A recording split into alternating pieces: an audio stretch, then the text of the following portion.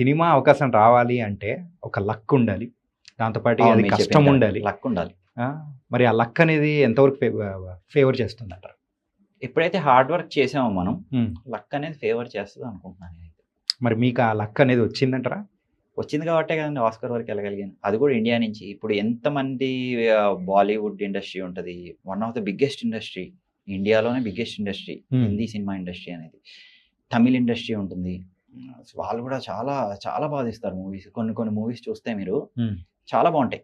తెలుగు వాళ్ళు కూడా అసలు 'రాజమౌళి' గారు కొన్ని సినిమాలు అసలు కొన్ని కొన్ని సీన్స్ అసలు one of the best movies yeah! తీస్తుంటారు.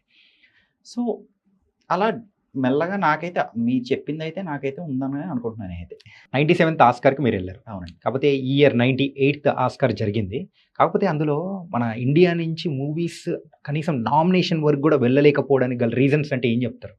Nomination వరకు అయితే ఒక 1, 2 షార్ట్ ఫిల్మ్ కేటగిరీలో ఎళ్ళినియి అనుకుంటున్నాను నేను నామినేషన్ వరకు. అంటే నామినేషన్‌కెళ్ళాలంటే చెప్పాను కదా! కొన్ని థౌసండ్స్ ఆఫ్ మూవీస్ దాటుకొని నామినేషన్ వరకెళ్ళాలి. హ్మ్.